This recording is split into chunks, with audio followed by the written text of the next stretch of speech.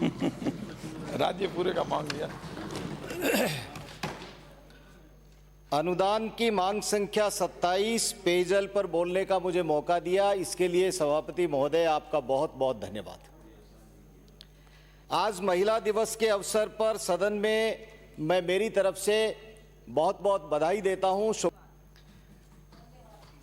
श्री हरिशंकर जी भाबड़ा, जिन्होंने ये विधानसभा को बनाने में न केवल अपने विचार और अपने दिमाग का इस्तेमाल किया बल्कि इसको मूर्त रूप देने का काम किया। उन हरिशंकर जी भाबड़ा साहब को प्रणाम करते हुए मैं इस सभा में सबसे पहले कोई भी मांग करूं उससे पहले बाबा साहब भीमराव अंबेडकर जी की मूर्ति लगाने की मांग माननीय अध्यक्ष महोदय राजस्थान की सरकार से करता हूं कि वे यहां पर बाबा साहब भीमराव अंबेडकर जी की मूर्ति जरूर लगाएं। कोई भी मांग बोलूंगा उसमें सबसे पहले मेरी मांग इस संविधान को बनाने वाले, इस देश के अंदर हमें अधिकार देने वाले बाबा साहब भीमराव अंबेडकर जी की मूर्ति बने, जिससे पूरा राजस्थान और पूरा देश प्रेरणा लेता है। यहां से भी प्रेरणा लेकर के जाएं। जल ही जीवन है और आज इस जल जीवन के ऊपर, जल के माध्यम से जीवन है, बिना जल के जीवन नहीं है, ये हम सब लोग जानते हैं। लेकिन हम कितना प्रयास करते हैं, कैसे हमारा जल हम बचा के रख सकें, किस तरह से हम इस जल को उपयोग में ले सकें। मैं जनरलाइज बातों के ऊपर चर्चा करूं और राजस्थान की वर्तमान सरकार ने अपने जन घोषणा पत्र के अंदर जो बातें कही थी और जो पीने के पानी को लेकर के जो घोषणाएं की थी, पेयजल के बारे में 8 बिंदु दिए थे, उन बिंदुओं के ऊपर चर्चा करूं या उसके बाद में 2019-20 में परिवर्तित बजट के अंदर जो उन्होंने पेयजल के बारे में बड़ी बड़ी बातें की थी उनके बारे में बात करूं। 2020 और 21 के अंदर जो बजट पेश किया, 21-22 और 22-23 के अंदर, उन सब बातों के अंदर मैं डिटेल के अंदर यदि जाऊंगा तो 2 घंटे का समय लगेगा।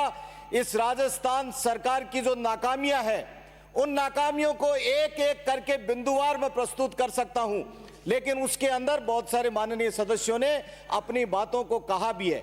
मैं इन सब बातों को करूं उससे पहले, मैं मेरे विधानसभा क्षेत्र की बात करूं उससे भी पहले, माननीय जलदाय मंत्री जी, आपका बहुत बहुत धन्यवाद कि आपने हमारे नेता प्रतिपक्ष ने जो मुद्दा उठाया, जो सवाल पूछा, उस सवाल के अंदर आपने स्वीकार किया। सरकार डोक में खड़ी हुई या नहीं हुई है नहीं कहता हूं, लेकिन आपको इस बात का धन्यवाद देता हूं कि आपके अंदर कम से कम यह हिम्मत तो है कि सत्यता को आपने स्वीकार तो किया है। गुलाब चंद जी कटारिया साहब ने पूछा कि जल जीवन मिशन के लिए 13,000 करोड़ रुपए भारत सरकार ने दिए, एक महत्वाकांक्षी योजना, हर व्यक्ति को पीने का पानी मिले, यह देश के प्रधानमंत्री नरेंद्र मोदी जी ने परिकल्पना की।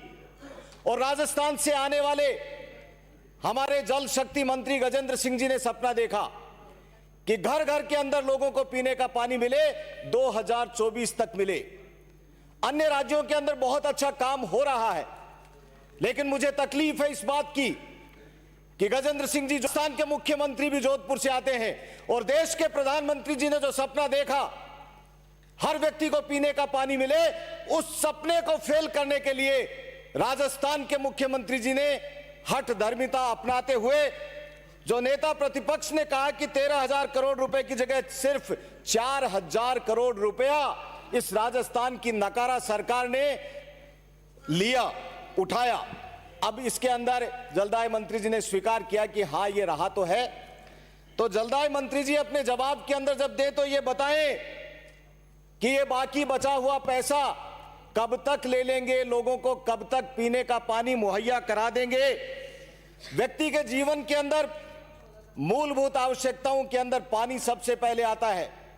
पानी, बिजली, शिक्षा, चिकित्सा, सड़क, इन सब के अंदर राजस्थान की सरकार फेल हो गई है और आज पानी के ऊपर चर्चा है। मुझे यह कहते हुए बहुत तकलीफ है कि बार बार इस बात का रोना रोती है राजस्थान की सरकार कि पहले के जमाने में यह होता था। कई बार तो असत्य आंकड़े भी पेश करने का काम करती है। अब 90-10 के प्रतिशत को घटा करके, अरे भाई आप उन राज्यों की बात करते हैं जहां की भौगोलिक स्थिति अलग है, उन पहाड़ी इलाकों की बात करते हैं जहां पर 90-10 का प्रतिशत दिया जाता है। राजस्थान के अंदर राजस्थान की सरकार 50% को देने के लिए तैयार नहीं है। तो आपकी मंशा राजस्थान के अंदर प्यासे व्यक्ति, और आदरणीय रूपाराम जी अभी कह रहे थे कि जब हमारी माताएं बहनें दूर दूर से पानी के घड़े लेकर के आती हैं, जब वो इंडूनी सिर के ऊपर रख करके लाती हैं, उनके सिर के बाल उड़ जाते थे, आज भी उड़ जाते हैं रूपाराम जी। वो सिर के बाल लोगों के ऊपर से आज भी उड़ जाते हैं। ऐसी स्थिति के अंदर राजस्थान की सरकार को गंभीरता से काम करना चाहिए। मैं राजस्थान की विधानसभा में, मेरे विधानसभा क्षेत्र रतनगढ़, जहां के लोगों ने मुझे अपने हक और अधिकार की लड़ाई को मजबूती से लड़ने के लिए एक सजग प्रहरी के रूप में मुझे यहां पर भेजा है। यदि उनकी बात पहले नहीं करूं तो ये नाइंसाफी होगी। इसलिए सबसे पहले मैं रतनगढ़ के लोगों की मांग, क्योंकि आज ये डिमांड है, मैं वो करता हूं।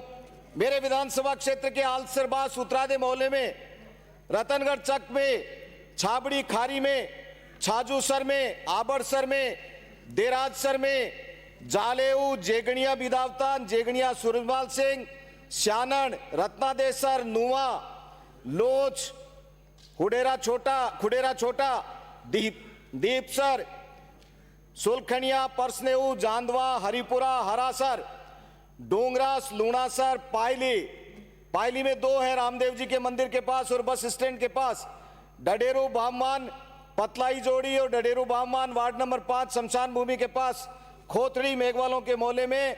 यहां ट्यूबवेल की जबरदस्त मांग है, पीने के पानी की समस्या है। बार बार गुहार राजस्थान की सरकार से हम लोग कर रहे हैं। माननीय मंत्री महोदय, मेरी इन मांगों के ऊपर विचार करके संबंधित अधिकारियों को निर्देश, राजस्थान के लोगों को, मेरे विधानसभा क्षेत्र के प्यासे लोगों को पानी पिलाने का काम करेंगे, ये मांग भी करता हूं और उम्मीद भी करता हूं। उसके बाद में विधानसभा क्षेत्र रतनगढ़ के चारणवासी, छाबड़ी मीठी, पाना की ढाणी, मैणासर, लूणासर, कुसुमदेसर, सावतिया, इकलाई तलाई, ढाकावाली आदि के अंदर आपनी योजना, एक महत्वाकांक्षी योजना, आपनी योजना, जिसके सेकंड फेज के अंदर रतनगढ़ को कवर किया गया था।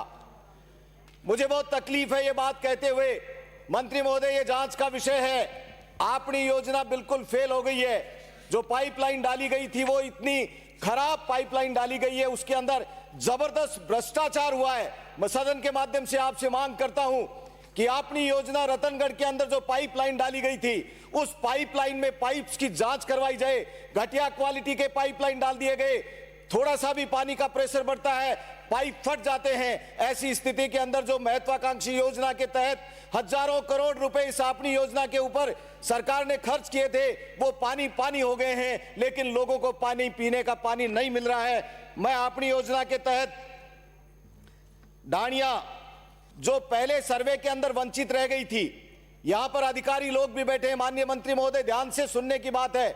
जो ढाणिया पहले रह गई थी, जो छोटे छोटे गांव पहले रह गए थे, जो टेल एंड के जो मोहल्ले रह गए थे, जिनके अंदर आपनी योजना की पाइपलाइन नहीं बिछी थी, जहां पर पीने का पानी सरकार की मंशा रही होगी, लेकिन सरकार उनको विफल रही है पीने का पानी देने में। मेरी मांग है इस सदन के माध्यम से सभापति महोदय कि आप उनका दोबारा सर्वे करवा करके उन लोगों को पीने का पानी पहुंचाने का काम करें। विधानसभा क्षेत्र रतनगढ़ में आलसर, अणखोलिया, भोजासर, चारणवासी, प्रेमनगर, नीमड़ी बिदावतान, लोणा, कुसुमदेसर, टाडा, सावतिया, रिणवा की ढाणी, रामपुर, परसनेऊ, तोलियासर, कनवारी, जिंद्रासर, कादिया सहित अनेक ऐसे गांव हैं जहां पर पेयजल आपूर्ति के पॉइंट कम है, पीएसपी पॉइंट कम है। पता नहीं किन लोगों ने सर्वे किया था, जहां पर पीएसपी पॉइंट होना चाहिए वहां पर पीएसपी पॉइंट नहीं दिया, जहां पर पीएसपी पॉइंट की आवश्यकता नहीं थी वहां 2-2 पीएसपी पॉइंट दे दिए। इस बात का पुनः सर्वे करवाएं। जहां पर पीएसपी पॉइंट नहीं है, ऐसा कोई है क्या कि राजस्थान की सरकार ने लॉक एंड की कर दिया? जब अधिकारियों से बात करते हैं तो कहते हैं कि दोबारा पीएसपी पॉइंट हम नहीं दे सकते हैं। माननीय सभापति महोदय, मेरी विनम्र प्रार्थना है कि लोगों को पीने के पानी की मंशा के साथ में यह योजना बनी थी, इस योजना के अंदर पुनः सर्वे करवा करके पीएसपी पॉइंट दिए जाए और जो खराब पड़े हुए ट्यूबवेल और हैंडपंप्स हैं उनको ठहरवाने की कृपा भी करें। मैं एक बात और निवेदन करना चाहता हूं, मेरे विधानसभा क्षेत्र के अंदर अनेक ऐसे गांव हैं जहां पर 7-7, 8-8 गांवों के अंदर एक टंकी बनी हुई है।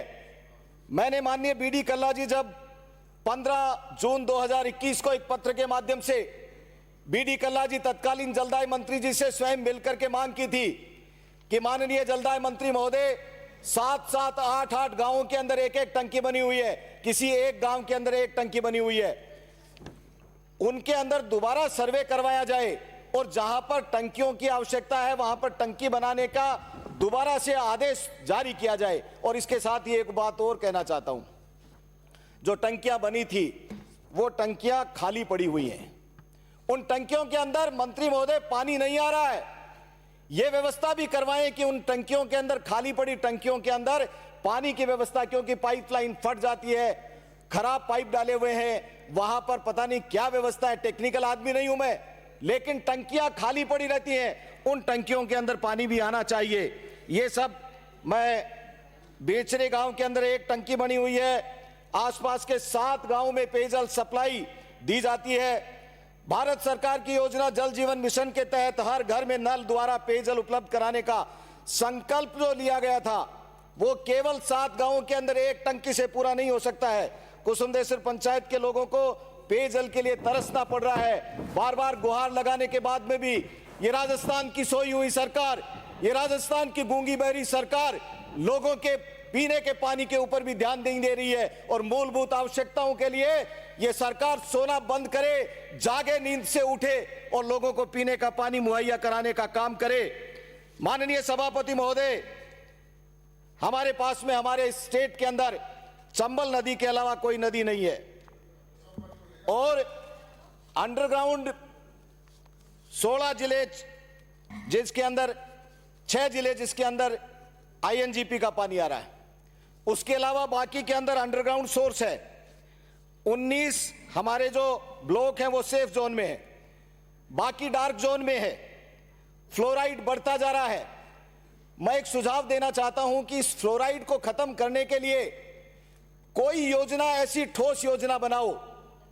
हमारे इलाके के अंदर सरदार शहर, मेरे विधानसभा क्षेत्र से आगे की तरफ बढ़ जाओ तो लोग समझ जाते हैं, उनके दांत देख करके कि ये सरदार शहर का रहने वाला व्यक्ति है, उनके दांत प्ले हो जाते हैं, इतना फ्लोराइड वाला पानी है। और मेरे से पूर्व एक वक्ता ने यह भी बात कही थी कि जो हमारे आरओ सिस्टम लगे थे वो आरओ सिस्टम अधिकांश फेल हो गए हैं, वो डिब्बा बना हुआ पड़ा है। माननीय मंत्री महोदय, ये जितने भी आरओ बंद पड़े हैं, इन आरओ को तुरंत प्रभाव से चालू करवाइए। राजस्थान की सरकार का बहुत बड़ा पैसा इसके अंदर लगा हुआ है, ये स्कीम फेल हो जाए। ये लोगों की मंशा, जो सरकार की मंशा ये होनी चाहिए कि इस फ्लोराइड युक्त पानी लोगों को मिल सके। सन 1980 के अंदर भैरव सिंह जी शेखावत ने अपनी योजना का सपना देखा शुरू की थी। ये जल जीवन मिशन जो है ये प्रधानमंत्री जी ने शुरू किया है। मेरी विनम्र प्रार्थना, इसके ऊपर राजनीति नहीं करें, ये भावना को त्याग दें कि ये केंद्र सरकार की स्कीम है। आप जितनी भी केंद्र की स्कीम है, उन स्कीम्स के अंदर यदि कहीं श्रेय लेने की बात आती है तब तो राजस्थान की सरकार 4 कदम आगे बढ़कर के श्रेय लेने की कोशिश करती है। लेकिन जहां कहीं आप बार बार कहते हैं कि हमारे 25 सांसद हैं, 25 सांसद भी राजस्थान के जो गए हैं वो किसी की मेहरबानी नहीं, वो जनता जनार्दन है जिसने भेजा है। आप लोगों की कोई मेहरबानी नहीं है। आप लोग तो यदि चाहते तो एक भी नहीं जाने देते। क्या 25, आपके पेट में दर्द हो गया, 25 चले गए तो 25 गए हैं और फिर दोबारा 25 जाएंगे और राजस्थान का भविष्य स्वर्णिम बने, इसके लिए आने वाले समय के अंदर आप लोग कितनी संख्या के अंदर जाएंगे, इस बात को तय भी कर लेना आप लोग। मैं विशेष रूप से ओवरहेड टैंक्स की बात करूं, टेल एंड पर पानी कैसे पहुंचेगा। ओवरहेड्स, गांवों के अंदर जो टंकियां बनी हुई हैं, उन टंकियों के अंदर अभी जितेंद्र सिंह जी कह रहे थे, ऊपर से ढक्कन खत्म हो गए हैं, जानवर गिर जाते हैं, पानी की सफाई, टंकियों की सफाई नहीं होती है समय के ऊपर, और वहां पर लिख दिया जाता है इतने तारीख को सफाई करिए, संबंधित किसी व्यक्ति के साइन करा लिए जाते हैं। ये इतना जबरदस्त फर्जीवाड़ा चल रहा है। माननीय सभापति महोदय, मेरी आपकी तरफ से मैं गुजारिश करना चाहता हूं कि ये विशेष रूप से ध्यान दें। कंक्लूड करिए प्लीज। कंक्लूड करता हूं सर, 5 मिनट लगेंगे सिर्फ। ऐसी स्थिति के अंदर मैं आप लोगों से स्कूलों में ऐसा कोई पाठ्यक्रम माननीय सभापति महोदय होना चाहिए कि हमें जल ही जीवन है, तो इस जल को बचाने के लिए किस तरह से हमारे बच्चों को भी प्रशिक्षित किया जाना चाहिए। दूर दराज की ढाणियों में पीने के पानी के लिए व्यवस्था करने के लिए नई पाइपलाइन बिछानी पड़ेगी। और इसके अलावा मैं ये बात कहते हुए मेरी बात को समाप्त करूं कि जो अनुसूचित जाति के मोहल्ले हैं, उन अनुसूचित जाति के मोहल्लों के अंदर, अनुसूचित जाति जनजाति के मोहल्लों के अंदर आप 3 फेज के ट्यूबवेल बनाने की स्कीम बनाइए और वहां पर जीएलआर बनाइए, वहां पर एसआर बनाइए और उन मोहल्लों को अलग से पीने के पानी को मुहैया कराने के लिए 1 मिनट के अंदर कंक्लूड करता हूं, 1 मिनट के अंदर उनके अंदर अलग से पीने के पानी की व्यवस्था कराइए। और जब तक आपकी ये स्कीम बन करके मूर्त रूप नहीं ले, क्योंकि मूर्त रूप लेना तो मैं तो सपना भी नहीं देख रहा हूं कि आपकी बनाई हुई इन स्कीम्स को कोई मूर्त रूप दिया जा सकेगा, लेकिन उन लोगों को पीने का पानी तभी मिलेगा। गांव के बाहर है, ढाणियों के अंदर बसे हुए हैं, टेलेंट के ढाणियां बसी हुई हैं, अनुसूचित जाति जनजाति के लोगों के लिए तब तक सिंगल फेज के ट्यूबवेल बना करके 2000 लीटर की पानी की टंकी वहां पर दे करके उन लोगों को पीने का पानी मुहैया कराया जा सके। मैं यही बात कहते हुए, बातें तो बहुत है लेकिन समय की कमी है, मैं आपका सभापति महोदय बहुत बहुत धन्यवाद देता हूं और समझता हूं कि मंत्री महोदय मेरे इन सुझावों के ऊपर, मेरी इन मांगों के ऊपर अपने जवाब के अंदर बखूबी जवाब देंगे। धन्यवाद। जय हिंद, जय भारत।